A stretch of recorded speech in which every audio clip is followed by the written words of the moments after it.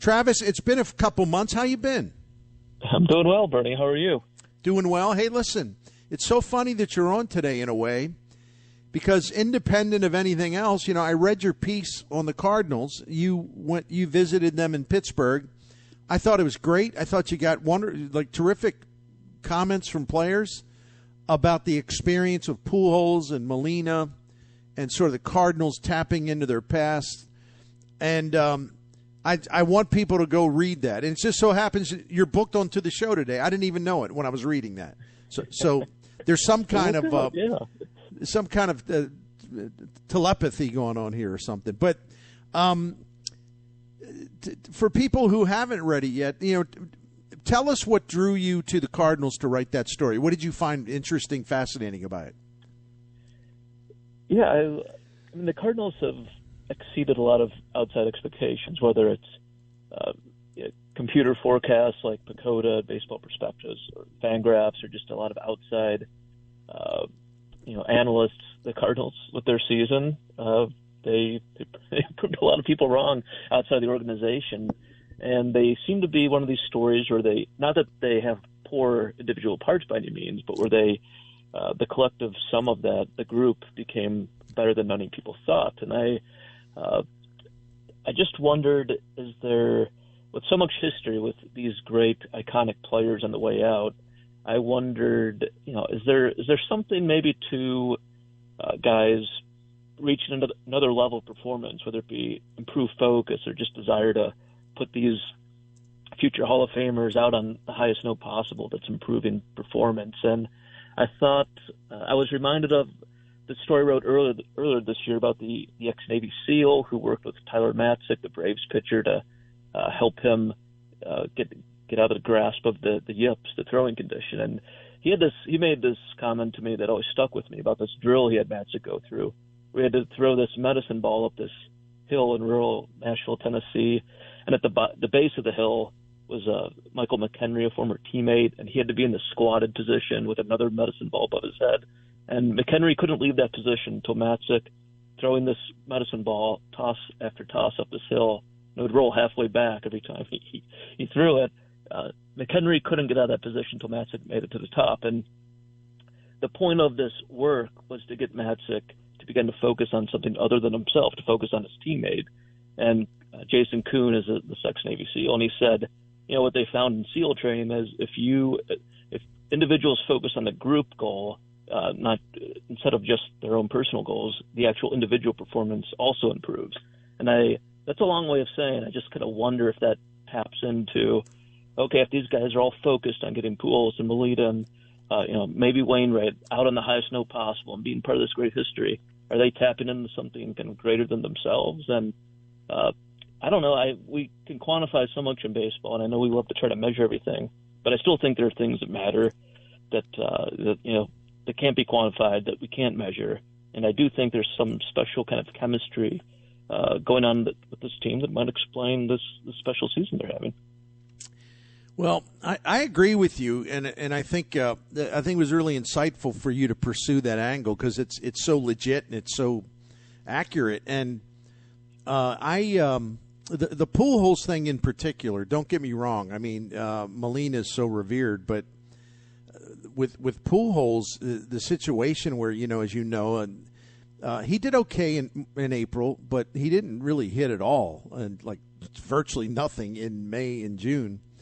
And, we were all thinking, okay, it's still nice to have him here. No one's going to start ripping him, but maybe he just doesn't have much left. And then all of a sudden, boom. And there are times where he just carries the team. Not Goldschmidt as much, not Arenado as much, especially down the stretch.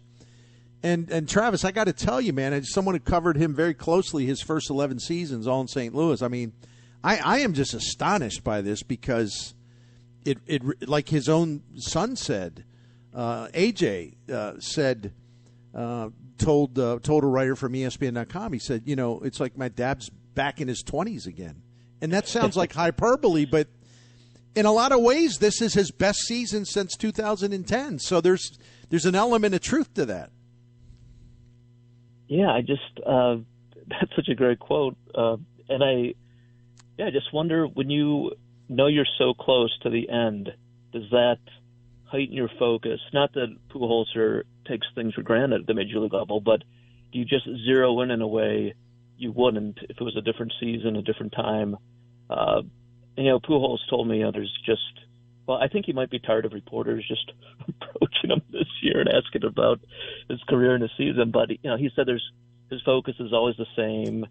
There's no higher level than the major leagues. I know he's he has this training regimen. He doesn't deviate from, very focused. But he also said, being back with the Cardinals, there's this, just this culture, this tradition that's different, and maybe that's played a role in it. But even Adam Wainwright said, this year has helped him not take anything for granted. And I think no matter what profession, we can take things for granted just when we get in the routine of things, and the days blend together. And I think this season has just kind of helped keep guys present and in the moment in a way that's hard to measure. And it's just a working theory, but you look at Pujols' second half and the way the team's been playing. I think the Cardinals have the second highest weighted runs created plus in the majors in the second half. There's something special going on. No doubt.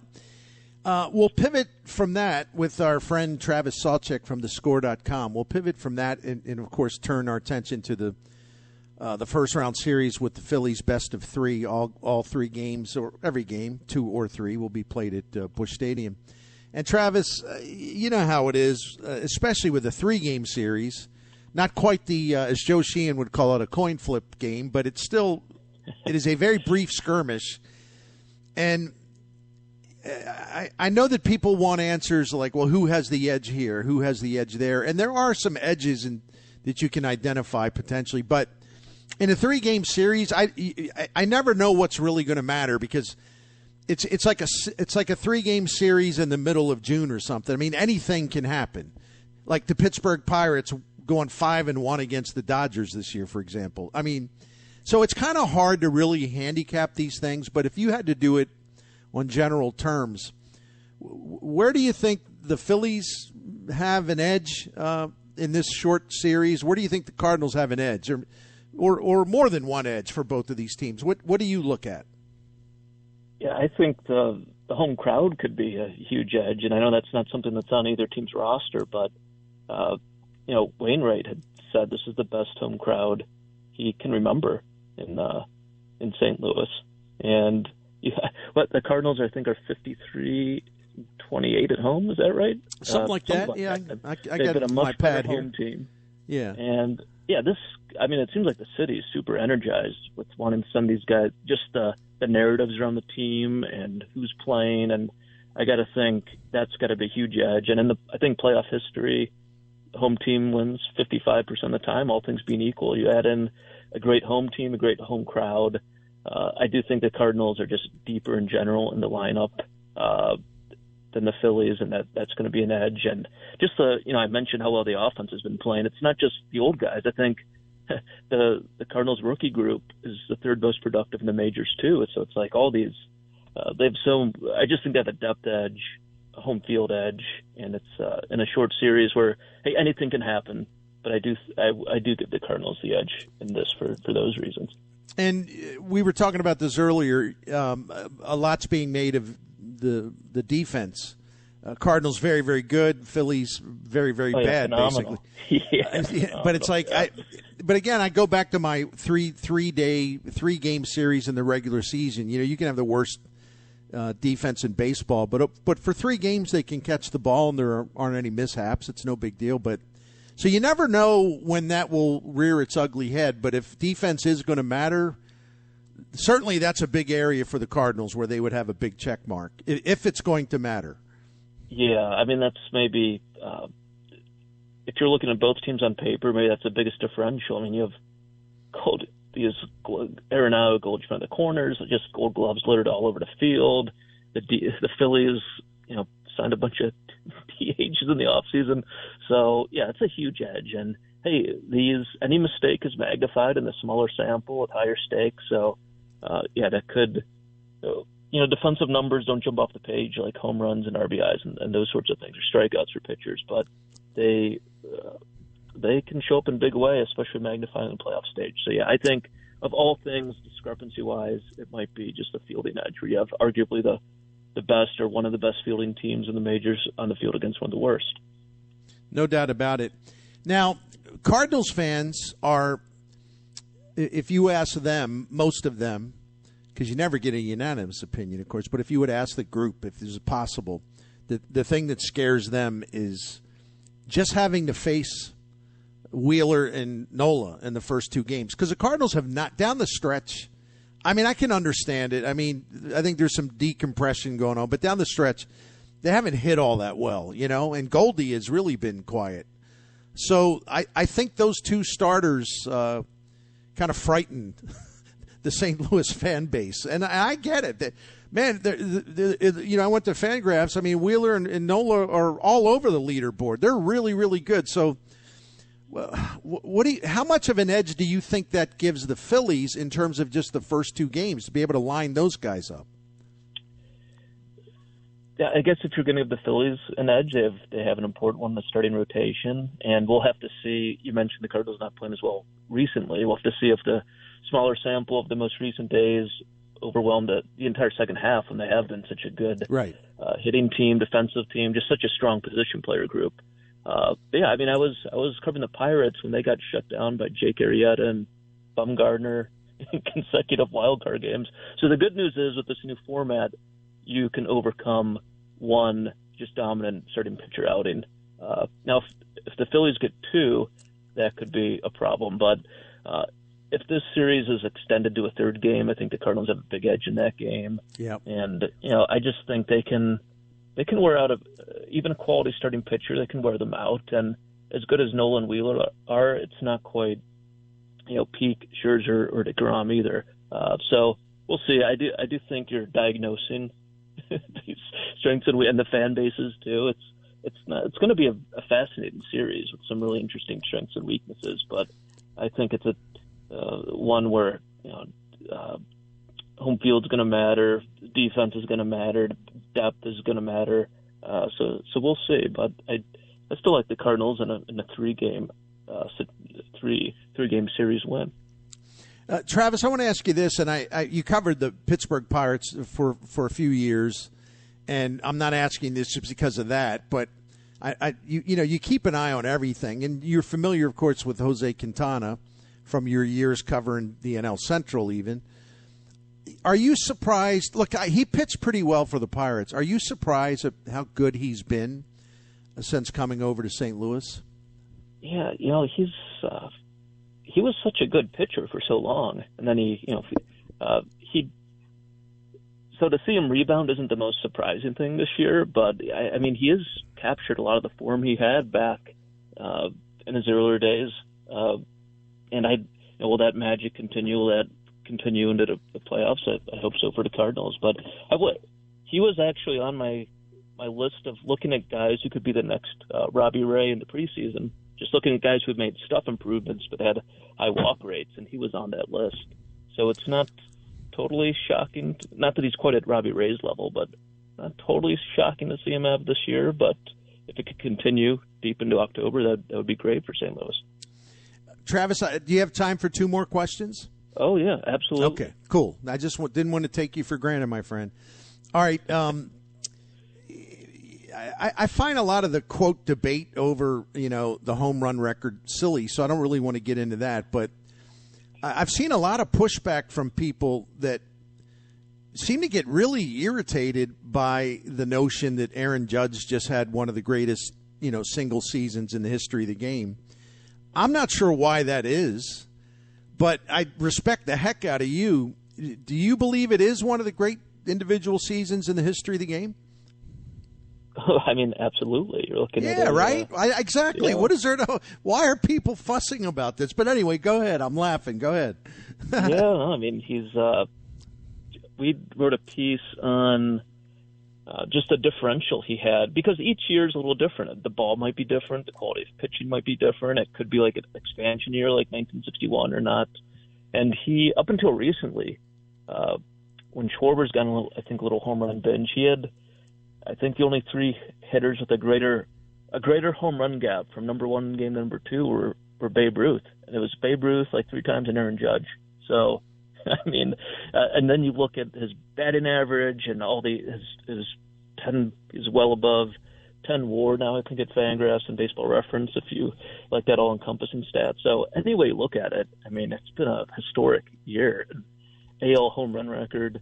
I mean, he's been so good that there's a strong case to be made. He's the MVP over Shohei Ohtani, doing things that have never been done in the game, and and Judge is just such a fascinating story. I mean, he's a guy who came into major leagues with a high strikeout rate, and could this 6'7" guy with long limbs ever, be a decent average hitter? And he's just gotten better in so many different facets of the game. He's a great defensive player.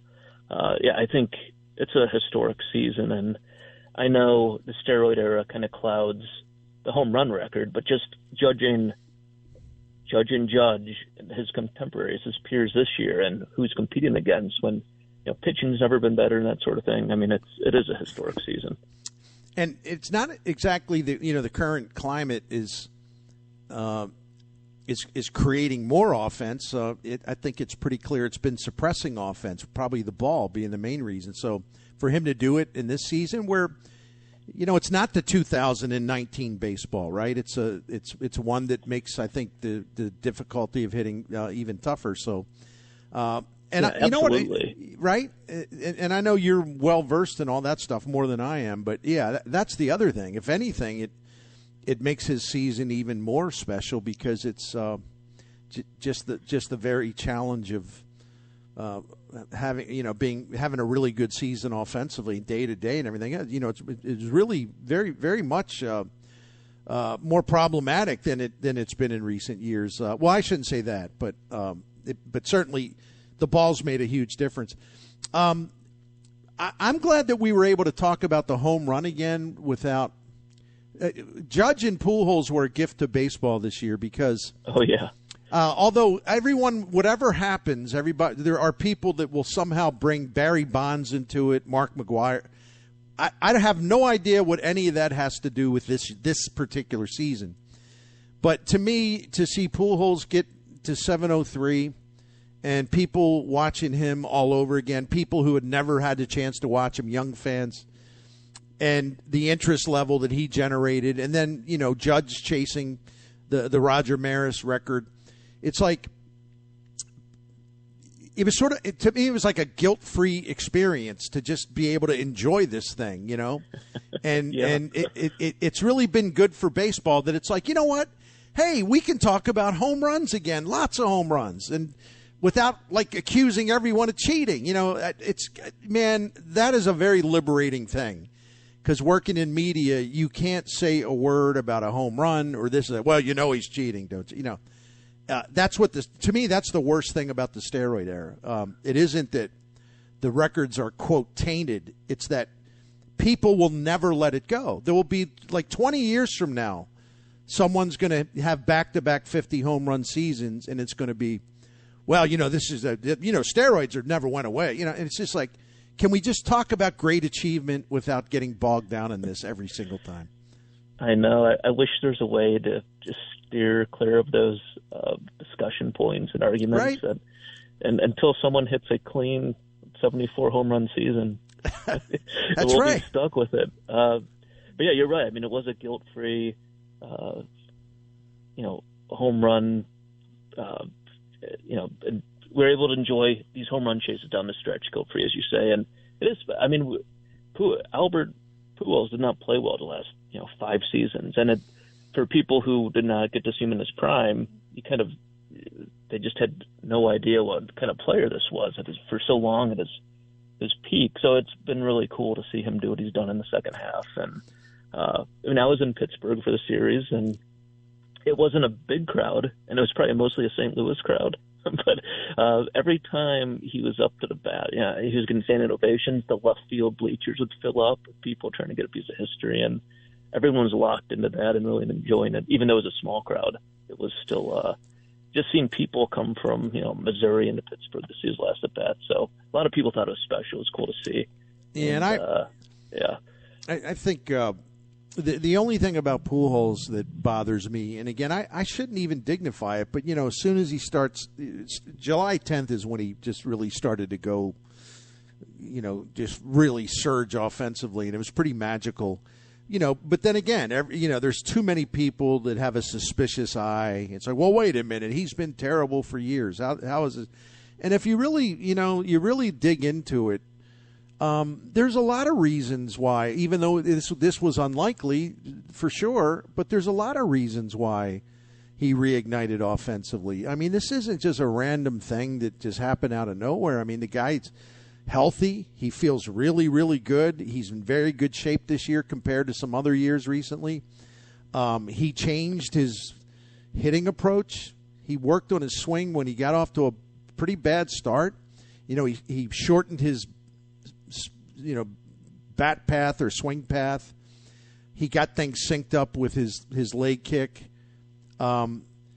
He just he identified, he had to keep his swing a lot more level. I mean, he sort of put his own incredible brain for hitting to work, and he got his body in shape. And then once the confidence started, and once he's playing in this setting, which has always brought out his best, gosh, came here as an Angel, and of course he hits a home run. He comes in as a Dodger, of course he hits a home run. I mean, people are forgetting of how great of a hitter this guy was, and it makes sense on a lot of levels that he could kind of recreate that over really what basically it comes down to is, July, August, September, here early in October. It's not, like he was the one making the run for, 60-plus home runs. But that's the thing about the steroid era, so-called steroid era, that I hate. It's just that now even the best guys and the best hitters, everything they do is viewed with, just a cynical outlook and suspicious of everything. And I just think that stinks. So I didn't mean to make a lot of speeches today, but I'm pretty fired up about it. Yeah, no, it's really unfortunate, especially for a sport so rooted in, historical numbers and benchmarks, and that was mishandled in many ways, and it's unfortunate for today's players. Right, most of them, I have to believe, doing it the right way, and the best athletes and most skilled guys to ever play the game, just because of the training tools and techniques available today. It's unfortunate that they have to deal with that conversation, but yeah, what Judge has done to distance himself from all these other great players in the American League against the type of pitching, and not just the bullpen specialization, but the designer breaking balls in today's game and record velocity. I mean, to do that, I know I also hear people talk about Yankee. Oh, he plays in Yankee Stadium. Well, if you believe the baseball savant data, adjusting for any ballpark, he didn't benefit by playing Yankee Stadium this year. And it isn't a great, if there's any pitcher-friendly spot in Yankee Stadium, it's, to the left field power alley. So, yeah, people keep trying to, I'm sorry Judge has to deal with anything negative about this year because it was such a great year. And, yeah, Pujols, I didn't realize all the adjustments. What a great testament to him, still adapting, evolving in his 22nd year. And, I forgot how late. I think he signed in March 28th. It was late, yeah. Was he even going to play? And I thought he might sign with like a team like the Rockies, just trying to maybe draw some late season interest if he was able to chase 700 home runs. But to your point and how he's always excelled in St. Louis, maybe if he didn't sign here, none of this happens. There just wouldn't be that energy, that just being in the moment like he is, just so. Not that he isn't always razor sharp and focused, but I do think playing in Busch around these fans and this team, playing for something that has to heighten your level of performance in some way. It's hard to measure, but I don't know that this happens in another play. I don't know that he gets the 703 in another city. I don't think he does, but you will never know. But this is. He's just such a prideful guy, very proud guy. That's the other thing. He knows that he's gone out, and he knows that he's been viewed differently for a while. It isn't a shame what Albert is, and The guy is fierce that way. And, he's had his kids with him all summer. That's extra motivation. I mean, him and Molina together, Wainwright as well. A lot of this just has touched him in a lot of very powerful ways. So, and there's something to be said for that too. But it's been an honor to watch him. I mean, just been incredible.